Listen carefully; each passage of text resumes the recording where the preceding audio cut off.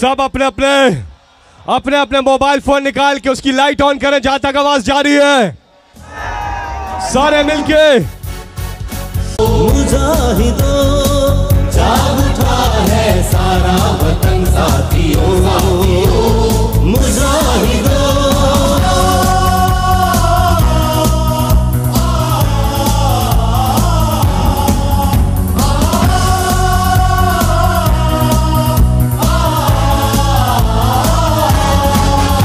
आज मजलूम जालिम से टकराएंगे,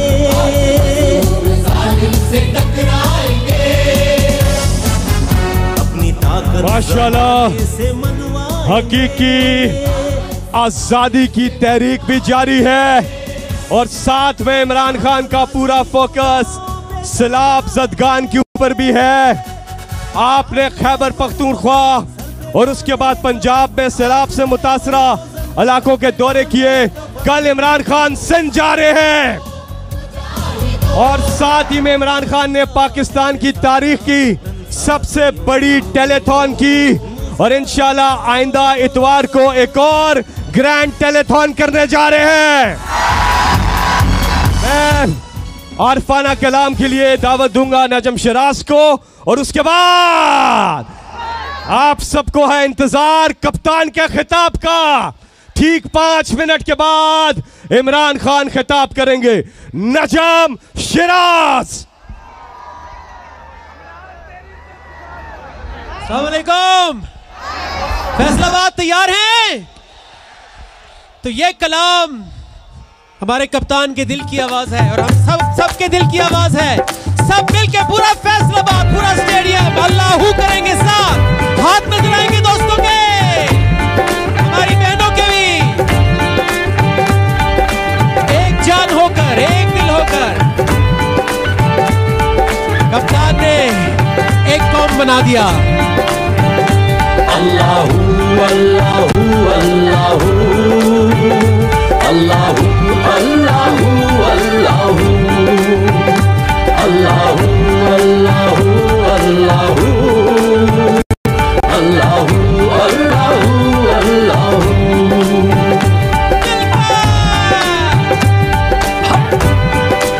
आज फैसलाबाद वो कर देंगे पिछले तमाम जलसे भूल जाए।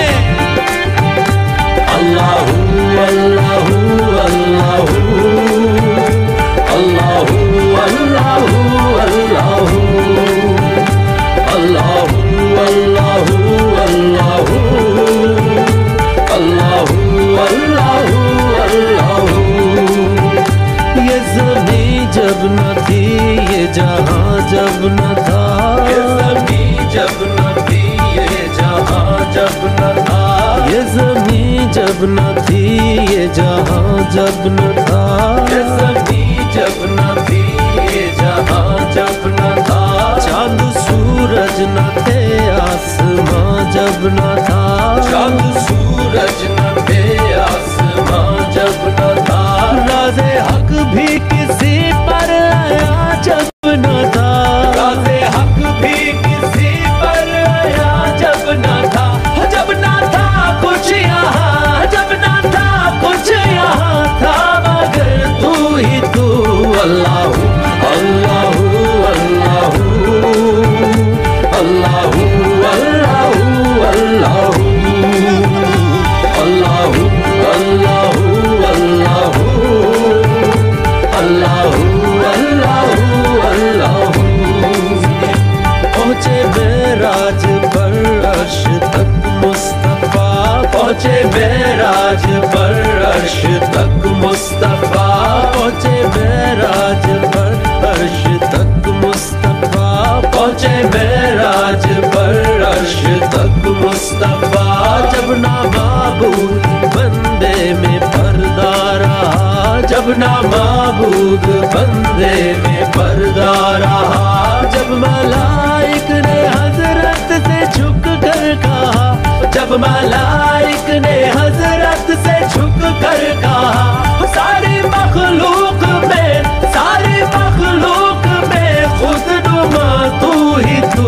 अल्लाहू अल्लाहू अल्लाहू अल्लाहू अल्लाहू अल्लाहू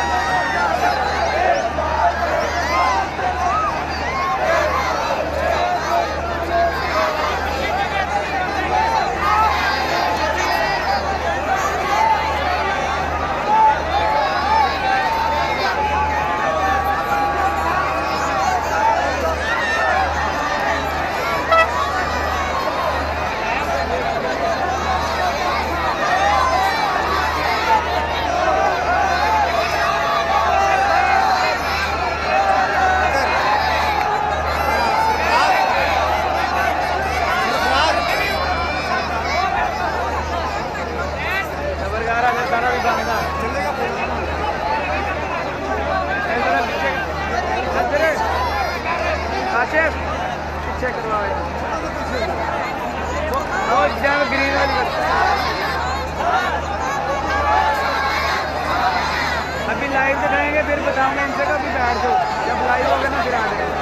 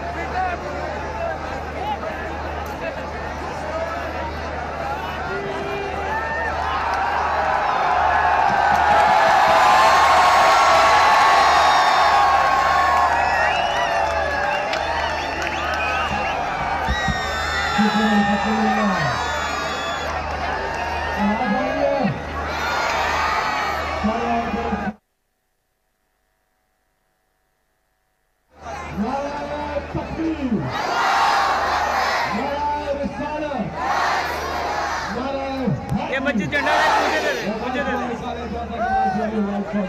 इसको नीचे बिठा दे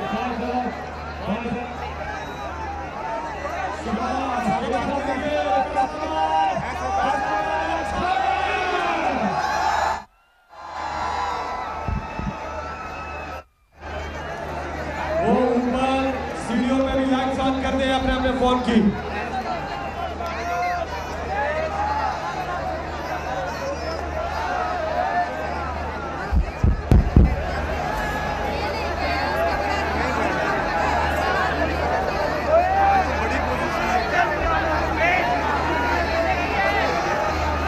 हाथ उठाकर तालियों की गूंज में बताइए इमरान खान से कितना प्यार करते हैं।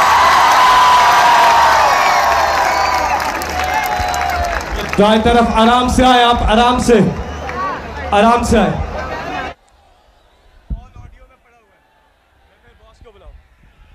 फैसलाबाद सबको आवाज आ रही है? जब आप बताएंगे तो मैं कप्तान को बुलाऊंगा। हाथ उठाकर बताएं, आवाज आ रही है? आ रही है? जरा सब अपने मोबाइल फोन निकालें और उसकी लाइट ऑन करें। ये मेरा पाकिस्तान है, तेरा पीछे पाकिस्तान है, ये मेरा पाकिस्तान है। इस पे दिल कुर्बान, इस पे जान भी कुर्बान है। वो इस पे दिल कुर्बान, इस पे जान भी कुर्बान है। तेरा पाकिस्तान है, ये मेरा पाकिस्तान है। तेरा पाकिस्तान। फैसलाबाद इंतजार की घड़ियां खत्म। अजीम कौम के अजीम लीडर इमरान खान।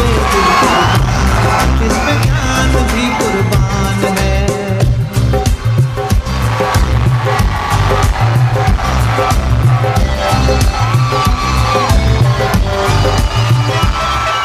बिस्मिल्लाहिर्रहमानिर्रहीम।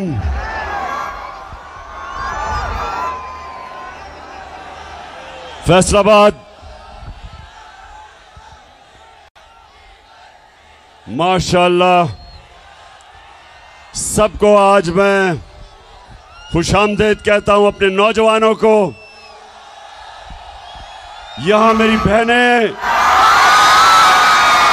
पहली दफा हमारे जलसों में, किसी भी जलसों में पहली दफा इस तादाद में पाकिस्तान की ख्वातीन भी शामिल हैं हमारी तहरीक में। यहां हमारे MNAs, MPs, वर्कर्स, नौजवान, यूथ, और मैं यहां अपनी मसीह बरादरी को भी खुशामदीद कहता हूं। मेरे पाकिस्तानियों,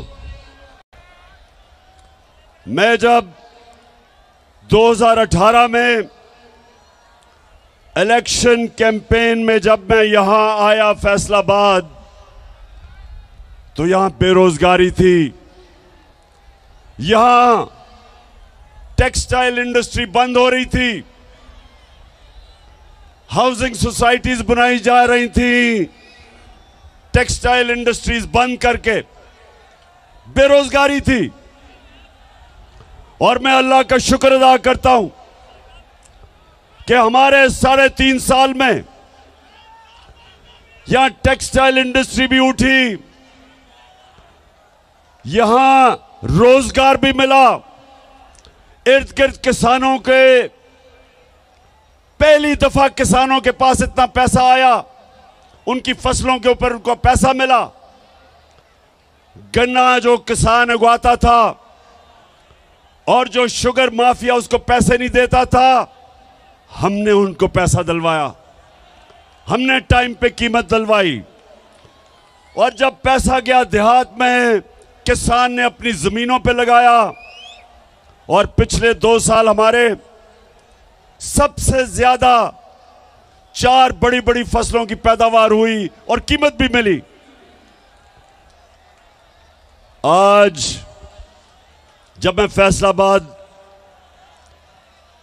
यहां पहले मैंने जलसा किया 2 महीने पहले, अब मैं फिर यहां हूं आपके पास। कभी भी सियासी जलसे 3-4 साल के बाद एक शहर में होते थे, उससे पहले नहीं होते थे। यह पहली दफा है कि 2 महीने में फिर फैसलाबाद जलसा कर रहा हूं, और माशाअल्लाह इस तादाद में अवाम आई है जलसे पे। लेकिन मुझे अफसोस से कहना पड़ता है कि फैसलाबाद में इंडस्ट्री बंद हो रही है, पावर लूम वाले मेहनत कश वो बंद हो रहे हैं, जो शटल लूम वो भी बंद हो रही हैं, जो एक्सपोर्ट करते हैं। बेरोजगारी बढ़ रही है, और उसके अलावा जो बिजली की कीमतें, पेट्रोल और डीजल की कीमतें,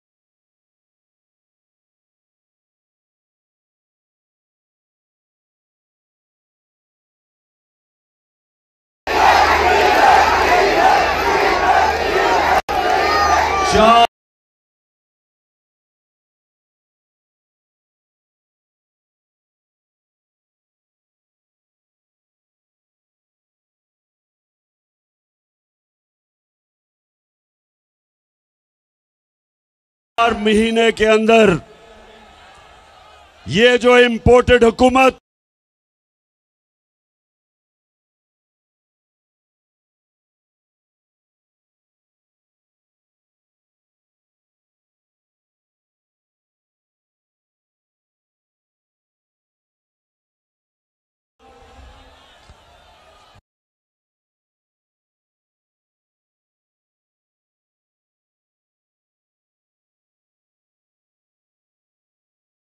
जो बैरूनी साजिश के तहत इस कौम के ऊपर मुसल्लत की गई। 4 महीने के अंदर इन्होंने पाकिस्तान का बेड़ा गर्क करके रख दिया।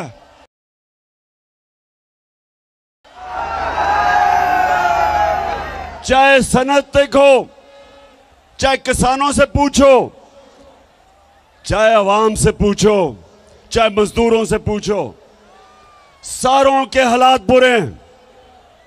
क्योंकि जो इंपोर्टेड हुकूमत थी वो सिर्फ एक मकसद के लिए आए थे, अपने करप्शन के केस बंद करने के लिए। तो मैं उसके ऊपर बाद में आऊंगा। मैं पहले जो पाकिस्तान में सैलाब आया हुआ है, अल्लाह ने हमें बड़े इम्तिहान में डाला हुआ है। 3 चीजें हमने करनी है आगे से कि अगर इस मुल्क में सैलाब आए तो वो इतनी तबाही। नंबर 1, हमें डैम्स बनानी पड़ेंगी। मैं फख्र से कहता हूं कि 50 साल के बाद हमारी हुकूमत थी जिसने 10 डैमें बनाई, जिसमें 3 बड़ी डैम्स थी 50 साल के बाद। और हमने अभी और डैम्स की फिजिबिलिटीज बनाई हुई थी। और अगर 3-4 साल और मिल जाए हमें तो कभी भी इस तरह की तबाही, फ्लड्स नहीं मचाएंगे आने वाले वक्त में इंशाअल्लाह। तो सबसे पहले डैम्स बनानी है।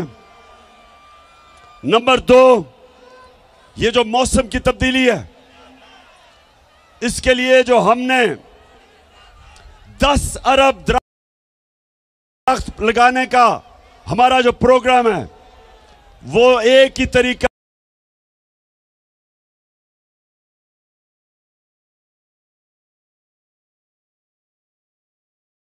है कि हम ये जो क्लाइमेट चेंज है, मौसम की तब्दीली है, ये जो मौसम गर्म हो रहा है, एक ही तरीका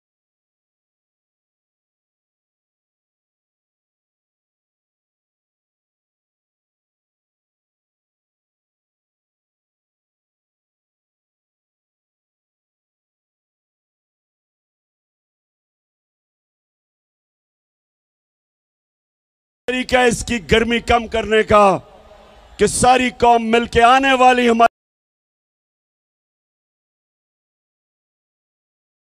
नस्लों को बचाने के लिए हम सब मिलकर शजरकारी करें।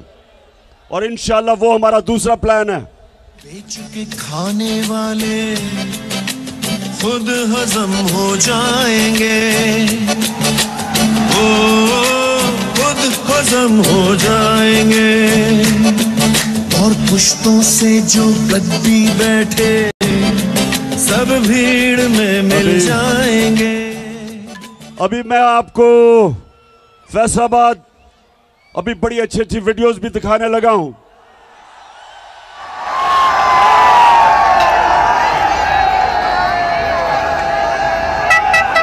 लेकिन उससे पहले मौसम का मैं सिर्फ आपको बता दूं कि हमने मौसम की तब्दीली को भी रोकने के लिए इस कौम ने मिलकर शजरकारी करनी है, हमने डैम्स बनानी है। और तीसरी चीज, जब पानी आता है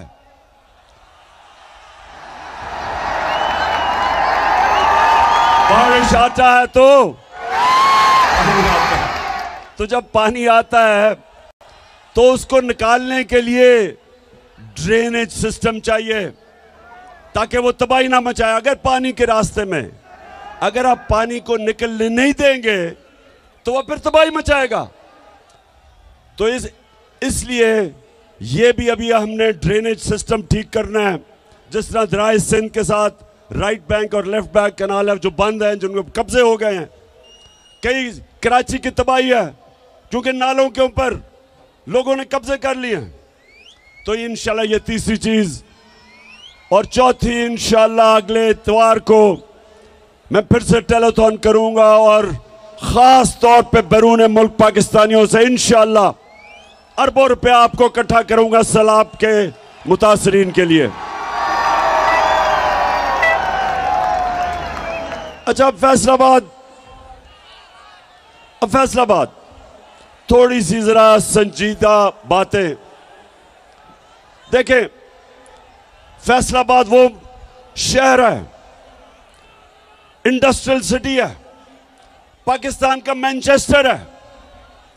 अगर यहां हम अपनी सनत और सनतकारों की मदद करेंगे, वो सनतकारी करेंगे और सरमायाकारी करेंगे, फैक्ट्रियां बनाएंगे, नौकरियां मिलेंगी, मुल्क में दौलत में इजाफा होगा। और अब मुल्क जब एक्सपोर्ट करता है तो मुल्क के अंदर डॉलर आते हैं। तो नौजवानों, मैं चाहता हूं कि मैं आपकी तरबियत भी करूं और आपको तालीम भी दूं कि हमने अपने मुल्क को कैसे उठाना है, कैसे एक अजीम मुल्क बनाना है। तो कोई भी मुल्क जब तक, जिसको अंग्रेजी में वेल्थ क्रिएशन, जब तक वो मुल्क में अपनी दौलत के अंदर इजाफा नहीं करता, जब तक वो मुल्क में दौलत की इजाफा नहीं करता, अपनी एक्सपोर्ट्स नहीं बढ़ाता, तो वो इसी तरह कभी IMF की गुलामी तो कभी किसी की गुलामी, और उसका सरबरा फिर यही करता है जो कि अभी शहबाज शरीफ कहता कि मैं भी मुल्क फिर के आया हूं। तो वो क्या कहता, जरा ये देख ले। मैं सऊदी अरब से होके आया हूँ, मैं UAE के होके, अभी मैं तुर्की होके आया हूँ। और मैंने उन भाइयों को कहा कि आप हमारे बड़े अजीम भाई हैं, हमेशा आपने हमारी मदद की। और मैंने यही कहा, जब मैं आया हूँ तो आप समझेंगे शायद ये मांगने आया। मैं मांगने नहीं आया, लेकिन मजबूरी है। जिस तरह माजी में 75 साल में आपने हमारा हाथ बटाया है, कुछ अर्सा आप हाथ बटा। मैंने कहा मैं वादा करता हूँ कि इंशाअल्लाह हम पूरी कौम हम मिलकर दिन रात मेहनत करेंगे, पसीना कराएंगे, अपने पाँव पे खड़े होंगे। हाँ शहबाज शरीफ, कौम तो मेहनत करती है। हमारा जो बाहर बैरून मुल्क पाकिस्तानी जो सऊदी अरेबिया, दुबई, दुनिया में जाके पैसे कमाते हैं, 14-14 घंटे काम करते हैं, वो पैसा पाकिस्तान भेजते हैं, जिसको रेमिटेंसेस कहते हैं, वो डॉलर्स पाकिस्तान भेजते हैं। और आप और आपके भाई और जरदारी की तरह करप्ट लोग चोरी करके मुल्क से पैसा बाहर भेज देते हैं। तो मेरे नौजवानों सुनो, आप अभी IMF की रिपोर्ट आई है, ये जरा आप गौर से सुने। IMF, अब मैं समझा दूं IMF क्या है। IMF एक आलमी बैंक है। जब एक मुल्क के अंदर डॉलर्स की कमी होती है, यानी मुल्क में ज्यादा डॉलर्स बाहर जाते हैं और कम डॉलर्स मुल्क में आते हैं, खसारा होता है बैरूनी, तो फिर IMF आपको कर्जा देता है। तो जब वो कर्जा देता है, वो कई शराइत लगा देता है। वो ये कहता है कि मसलन आप अवाम से पैसा इकट्ठा करने के लिए बिजली महंगी करो,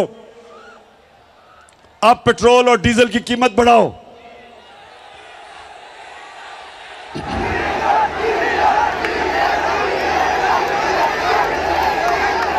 वो जोर लगाता है, वो कहता है कि जब तक खसारा खत्म नहीं होता तो तुम कीमतें बढ़ाओ। हम जब हमारी हुकूमत थी, हम क्या कर रहे थे?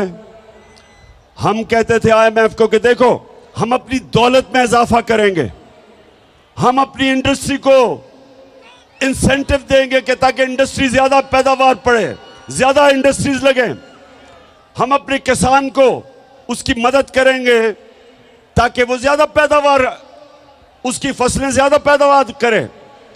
और जब ज्यादा पैदावार होगी, हमारी दौलत में इजाफा होगा, हम आपके कर्जे भी वापस कर देंगे और हम अपनी आवाम के ऊपर बोझ कम करेंगे। क्योंकि जब हमारा टैक्स बढ़ जाएगा, उस टैक्स से हम आवाम को सस्ती बिजली भी देंगे, सस्ता डीजल और पेट्रोल भी देंगे। तो हमने फैसलाबाद, गौर से सुनो, हमने पाकिस्तान की तारीख में सबसे ज्यादा टैक्स का पैसा इकट्ठा किया, क्योंकि हमने दौलत में इजाफा किया, हमें टैक्स ज्यादा मिला, हमने करप्शन कम की, और तारीखी टैक्स इकट्ठा किया, जिसकी वजह से जब 4 महीने पहले पेट्रोल 1 लीटर 150 रुपए का था, सिर्फ 4 महीने पहले आलमी मंडी में तेल तब $103 का था। और ये जरा सुन ले, नोट करें, ये $103 का आलमी मंडी में तेल था और हम आपको पेट्रोल 150 रुपए लीटर दे रहे थे। आज आलमी मंडी में तेल $96 है, कम हो गया, लेकिन आज आपको 236 रुपए लीटर पेट्रोल पड़ रहा है, क्योंकि हमने अपने पेट्रोल की कीमत नीचे रखी थी। हमने टैक्स से ज्यादा पैसा इकट्ठा करके हमने अवाम पे बोझ नहीं पड़ने दिया। हमने बिजली की कीमत हमारे दौर में 18 रुपए लीटर 18 रुपए यूनिट थी, आज 36 रुपए यूनिट है, दुगनी, और टैक्स लगा के तो 50 रुपए यूनिट बन जाती है। हमने लोगों के ऊपर बोझ नहीं पड़ने दिया, हमने अवाम के ऊपर बोझ नहीं पड़ने दिया। 4 महीने के अंदर, और तो छोड़ें, डीजल किधर गया, पेट्रोल किधर गया, बिजली किधर गई। आज आटा कराची के अंदर जो हमारे दौर में 20 केजी आटा 850 रुपए पे बिक रहा था, कराची में आज 2000 रुपए पे नहीं मिल रहा। तो ये कौन सी क़यामत आ गई कि 4 महीनों के अंदर महंगाई आसमान पे और माइशत जमीन पे। ये इन्होंने किया है इस इंपोर्टेड हुकूमत ने। और IMF क्या कह रहा है? IMF कह रहा है आगे भी हालात बुरे हैं। IMF ये कह रहा है कि आने वाले दिनों में अभी बिजली और महंगी होगी, करनी पड़ेगी पाकिस्तान को बिजली और महंगी। वो ये कह रहे हैं बेहतरीन हुकूमत है, यहां पॉलिटिकल स्टेबिलिटी नहीं, यहां सियासी इस्तेकाम नहीं।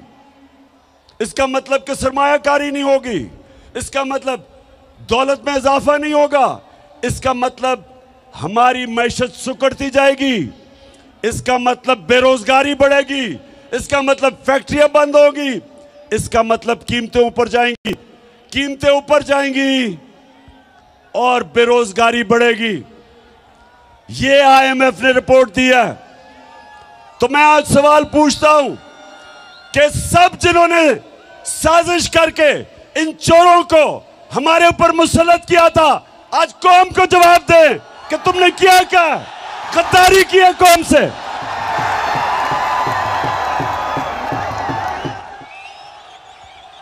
आज कौम आपसे जवाब मांग रही है।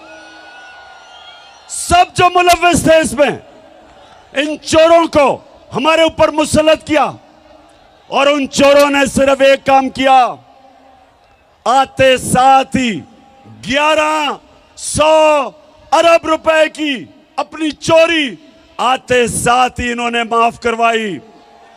आते साथ ही असेंबली में इन्होंने बिल पास किया, और बिल पास करके 1100 अरब रुपया जो इन्होंने अवाम से चोरी किया था वो इन्होंने माफ करवाया।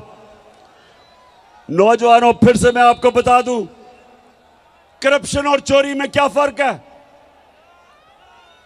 करप्शन और चोरी में क्या फर्क है नौजवानों? टेस्ट कर रहा हूं मैं तुम्हारे में कितना शऊर है। बताओ, चोरी होती है जो आपकी जेब से मोबाइल फोन चोरी कर ले, चोरी होती है कि आपके घर में आके कोई चोरी करके आपका टीवी उठा के ले जाए, आपके पैसे चोरी कर ले, इसको चोरी कहते हैं। करप्शन वो होती है जो मुल्क का पैसा चोरी किया जाता है, जो आप सबका, जो पैसा आपके स्कूलों पे, अस्पतालों पे, सड़कों पे, कीमतें कम करने पे जो पैसा चोरी करके ले जाते हैं, इसको करप्शन कहते हैं। और IMF ने एक और बात की, ये पहली दफा IMF ने ये बात की है कि एक बहुत बड़ी वजह कि पाकिस्तान के जो माशी हालात इतने बुरे हैं, जो हमारा दिवालिया निकला है, उन्होंने कहा एक बहुत बड़ी वजह हुकूमती करप्शन है। यह पहली दफा IMF ने कहा है। तो अब मैं जरा आपको बताऊंगा फैसलाबाद करप्शन होती क्या है। नौजवानों, जरा अब आप तैयार हो, आपको मैं वीडियो दिखाने लगा हूं। करप्शन होती क्या है? करप्शन होती यह है कि जब मसलन मैंने एक पावर प्लांट लगाना है पाकिस्तान में, उसकी कीमत है 100 अरब रुपया। मैं क्या करता हूं, मैं मुल्क का प्राइम मिनिस्टर या वजीर हूं, मैं क्या करता हूं, उसकी कीमत उठा के 120 रुपए कर देता हूं, 120 अरब रुपया, 20 रुपए जेब में डाल लेता हूं। वो पावर प्लांट जो दुनिया में 100 अरब रुपए में बने हैं, वो पाकिस्तान में 120-30 रुपए पे 30 अरब रुपए के बने हैं। जो 30 अरब रुपया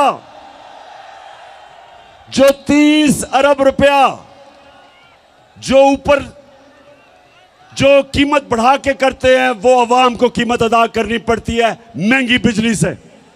और वो क्योंकि 30 अरब रुपया मुल्क में नहीं छुप सकता, क्योंकि वो बैंकों में डालेंगे, लोग पूछेंगे, तो वो मुल्क से बाहर भेजते हैं, वो चोरी करके बाहर भेजते हैं। तो अब मैं आपको बताऊं कि जो हमारे साहिब इख्तियार जो 30 साल से इस मुल्क में चोरी कर रहे हैं, 2 खानदान, शरीफ खानदान और जरदारी खानदान, मैं जरा आपको खुद देखेंगे कि ये चोरी करते कैसे हैं और पकड़ी कैसे जाती है। जी,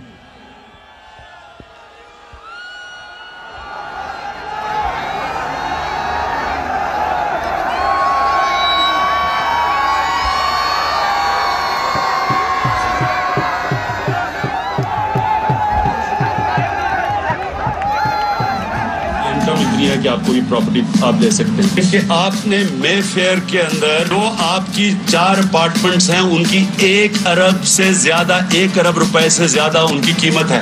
अब 4.5 अरब तक पहुंच गई है उनकी कीमत। आपने अपनी जो टैक्स में टोटल आमदनी बताई है 94 में 1.5 लाख रुपए। मुझे ये बताएं कि आपने अरबों रुपए की मे फेयर में प्रॉपर्टी खरीदी कैसे? ना आपकी। अच्छा, ये आज से 10 साल पहले मैंने इनसे सवाल पूछा शरीफों से कि ये आपके पास लंदन में महंगी तरीन जगह, लंदन यूरोप की सबसे महंगी तरीन शहर है, उस शहर की सबसे महंगी तरीन जगह मेफेयर में, मैं इनसे पूछता हूं तुमने किधर से ये पैसा आया?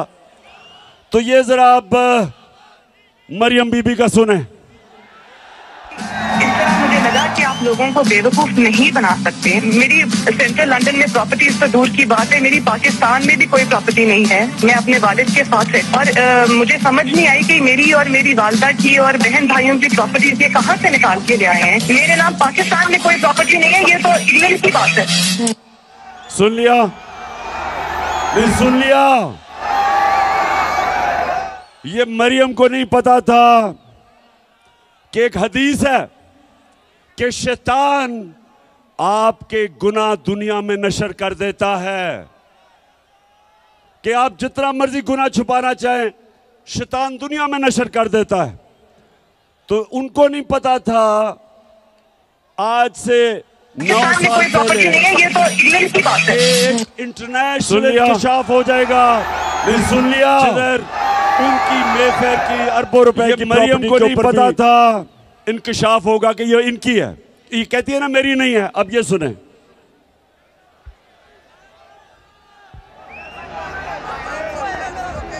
नवाज शरीफ, मरियम नवाज, हसन नवाज और हुसैन नवाज के बैरून मुल्क खुफिया असासों का इंकशाफ।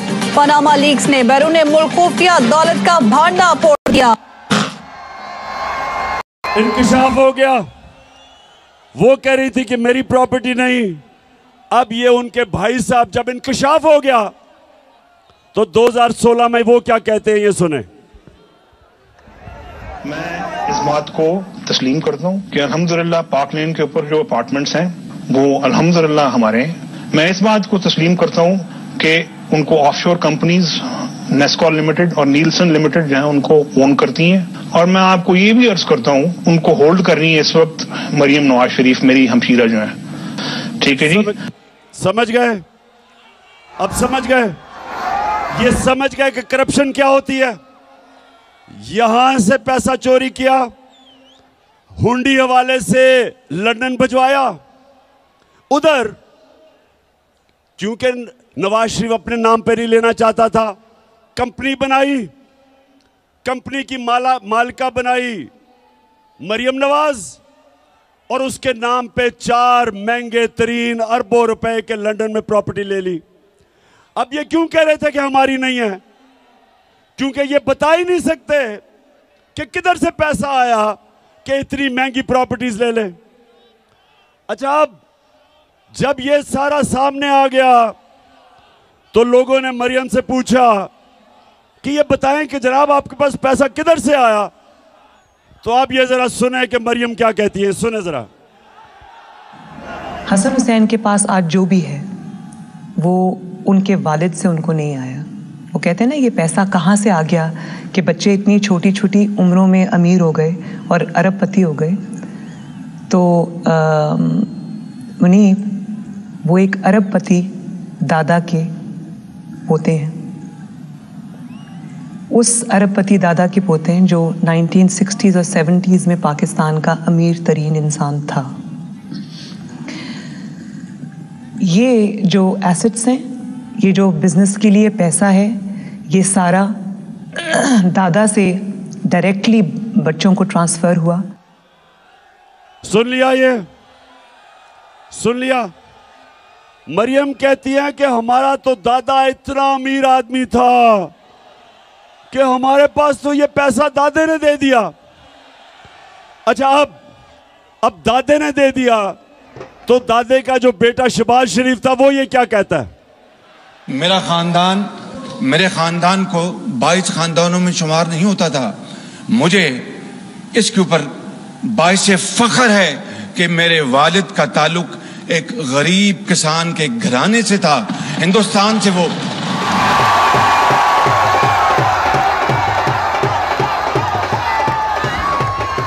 वैसे मैं मरियम को दाद दूंगा, मैं आज उसे अप्रिशिएट करना चाहता हूं। सुने सुने क्यों? कि इतना बड़ा झूठ बोलते हुए एक भी मुंह से लाइन इधर उधर नहीं हुई।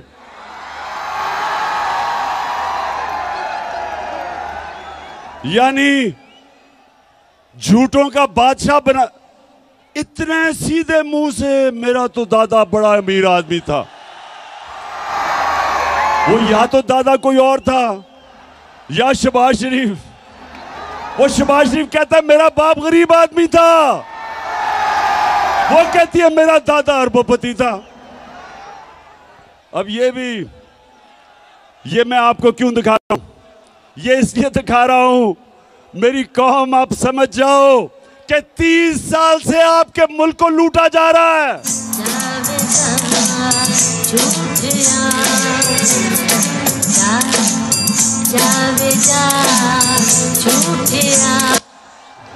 फ्रॉडिया। अच्छा, अब दूसरी तरफ आ जाओ।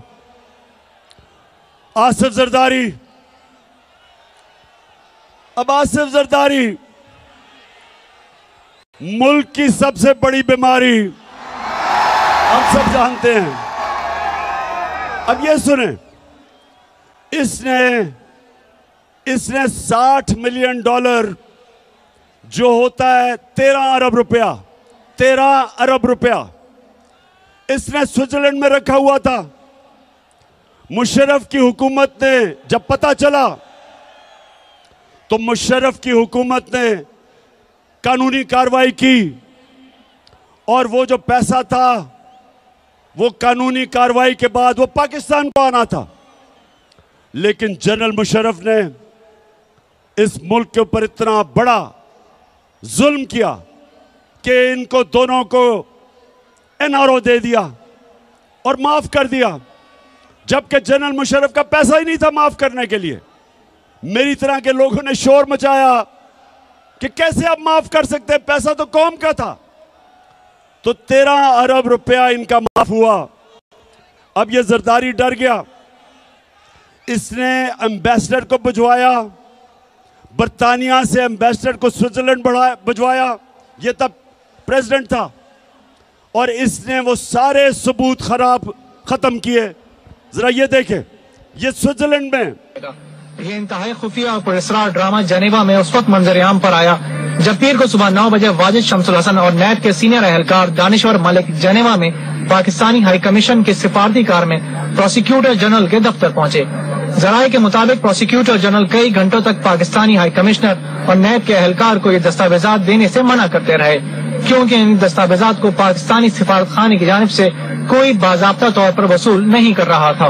एनआरओ के बाद ये केस बंद कर दिए गए थे, मगर अब एनआरओ के खात्मे के बाद इस बात के मजबूत शवाहिद थे कि स्विस केस दोबारा खुल सकते हैं और ये शवाहिद पाकिस्तान की आला शख्सियत के खिलाफ इस्तेमाल हो सकते हैं।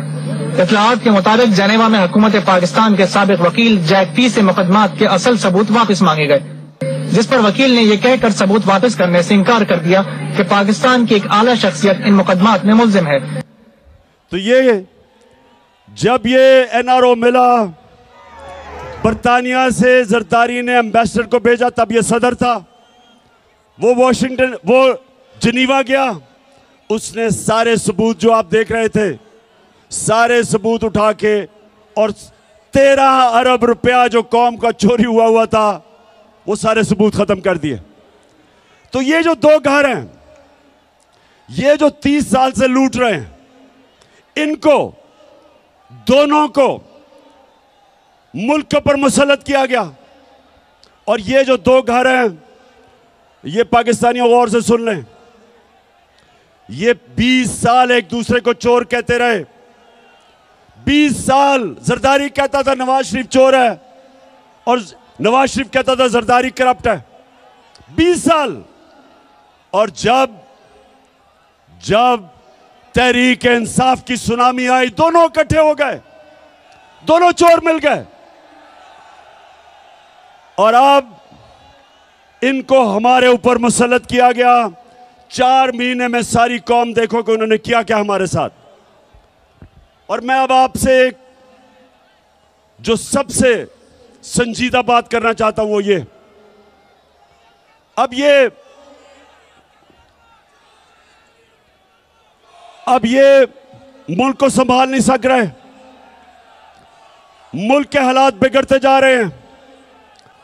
IMF ने भी कह दिया है कि जब तक पाकिस्तान में सियासी इस्तेकाम नहीं होगा, मुल्क के हालात बिगड़ते जाएंगे, माशरत नीचे जाती रहेगी, बेरोजगारी बढ़ती जाएगी, महंगाई बढ़ती जाएगी, और पाकिस्तान में इंतशार का डर है, ये IMF कह रहा है।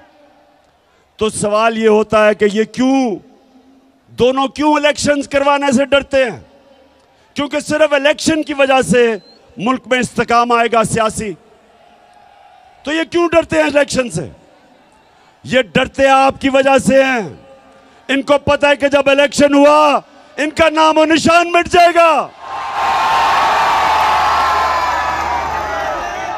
और इसलिए एक ये वजह है, और दूसरी बड़ी इंपॉर्टेंट वजह है, पाकिस्तानियों सुनो, दूसरी वजह यह है कि नवंबर में नया आर्मी चीफ आने वाला है,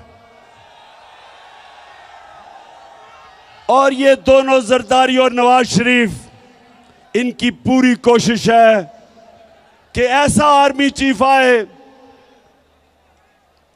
जो ये अपना कोई फेवरेट लेके आए। ये अपना आर्मी चीफ लाना चाहते हैं क्योंकि पैसा इन्होंने चोरी किया हुआ है।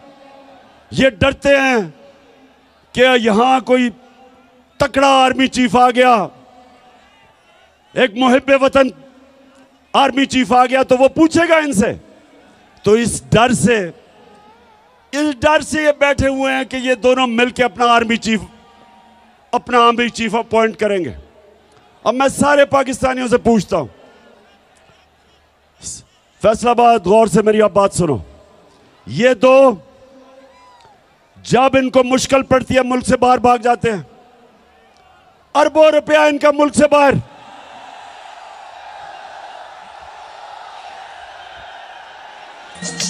कैसी है ये राहे अमल, आओ हम सब साथ चले। कैसी है ये राहे अमल, आओ हम सब साथ चले। मुश्किल हो या आसानी, हाथ में डाले हाथ चले। मुश्किल हो या आसानी। अच्छा सुनो, सो ये सुने गौर से, दोनों का पैसा बाहर पड़ा है।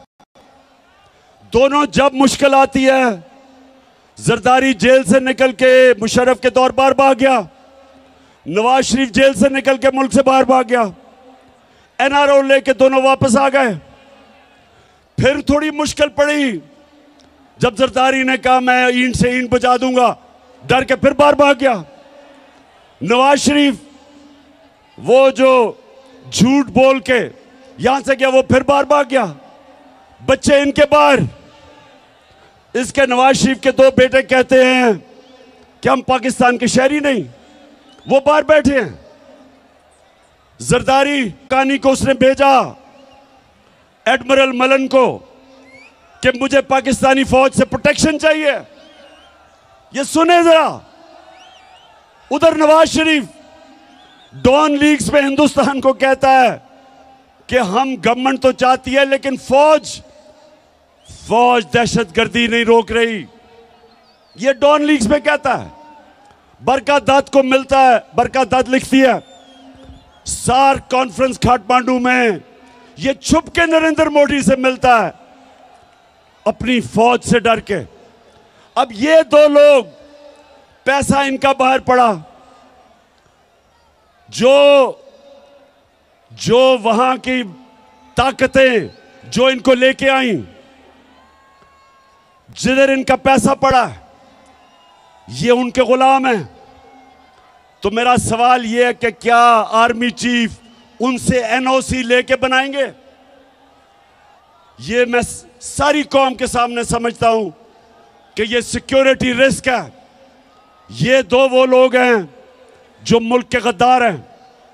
पैसा बाहर, इंटरेस्ट बाहर, करप्ट। ये माजी में डॉन लीग्स और मेमोगेट, किसी सूरत इस मुल्क की तकदीर इनके हाथ में नहीं होनी चाहिए। इस मुल्क का आर्मी चीफ मेरिट के ऊपर होना चाहिए। जो सबसे मेरिट पे है उसको आर्मी चीफ बनना चाहिए।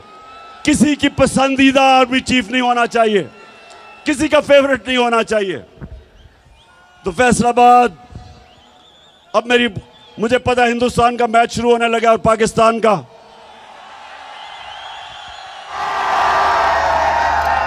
इसी स्टेडियम में हिंदुस्तान के खिलाफ अल्लाह ने मुझे बड़ी कामयाबी दी थी। आज भी हम सोचते हैं कि हमारी इंशाल्लाह टीम अच्छी करेगी। तो मैं फैसलाबाद आपसे आखिर में, देखें जिधर हमारा मुल्क खड़ा है, मैं नौजवानों को खास तौर पे आज कहना चाहता हूं, मेरे नौजवानों, आपने तैयार होना है मेरी कॉल के लिए। इस मुल्क की हकीकी आजादी के लिए आपने मेरे साथ खड़ा होना है। आप सब मुझे बताएं कि क्या जब मैं आपको कॉल दूंगा आप मेरे साथ निकलेंगे? माशाल्लाह और इंशाल्लाह। और मैं अपनी बहनों को भी खास तौर पे, क्योंकि हमारी ख्वातीन भी घरों में इनकलाब आ रहा है। दो तरह के इनकलाब होते हैं फैसलाबाद। एक इनकलाब होता है खूनी इनकलाब, जब ऊपर वो कब्जा कर लेती है एक ऐसी एलीट, एक ऐसा साहिब इक्तदार जो मुल्क का खून चूसते हैं। तो या उनको एक खूनी इनकलाब जो आयतुल्लाह ख़ुमैनी लेके आया था ईरान में, या वो खूनी इनकलाब से जाते हैं और या सारी कौम मिलके इलेक्शन के जरिए इनको खत्म करती है। तो हमने इंशाल्लाह हमने जिसको सॉफ्ट रेवोल्यूशन कहते हैं, हमने सब ने मिलके इस मुल्क में ये जो कब्जा ग्रुप है, और आप सब ने मेरे साथ मिलना है। मैं हूं आपका कप्तान, आप है मेरी टीम।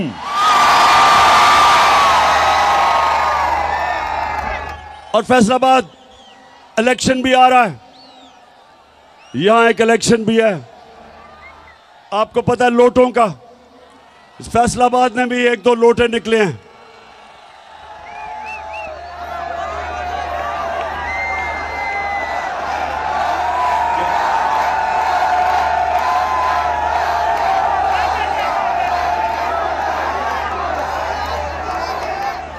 तो एक तो आप सब ने मेरे से वादा करना है, हाथ खड़ा करके। अभी वादा क्या करना है कि कभी फैसलाबाद में लोटों को जीतने नहीं देना। और इंशाल्लाह जो मेरा इलेक्शन है, यानी 108 जो मैं लड़ रहा हूं यहां से, आपने सब ने मेरी टीम बन के पूरी कोशिश करनी है। इंशाल्लाह हम ये इलेक्शन भी जीतेंगे, हम बड़ा इलेक्शन भी जीतेंगे, और इंशाल्लाह इस मुल्क में, इस मुल्क को हकीकी तौर पे आजाद करके एक अजीम कौम बनाएंगे। इंशाल्लाह वो कौम जिसका नारा था कि पाकिस्तान का मतलब क्या, और मेरा तेरा रिश्ता क्या। और जब हमारा ईस्ट पाकिस्तान से रिश्ता टूटा, क्योंकि हम ला इलाहा इल्लल्लाह से पीछे हट गए, क्योंकि हमने ईस्ट किया। जब आप इंसाफ नहीं करते, इंतशार होता है, और अल्लाह का हुक्म है, अल्लाह का तो हुक्म है कि मेरी जमीन पे इंसाफ कायम करो। तो फैसलाबाद हमारा रिश्ता सारे पाकिस्तानियों का ला इलाहा इल्लल्लाह है, और हमारा अल्लाह से वादा है ला इलाहा इल्लल्लाह के हम सिवाय अल्लाह किसी के सामने नहीं झुकते, ना अमेरिकनों के सामने झुकते हैं, ना पैसे के सामने झुकते हैं, ना खौफ के बुत के सामने झुकते हैं, ना लालच के सामने झुकते हैं। हम एक खुददार कौम है, हम एक गैरतमंद कौम है, और इंशाअल्लाह हम एक दिन आएगा कि सारी दुनिया में हमारे हरे पासपोर्ट की इज्जत होगी।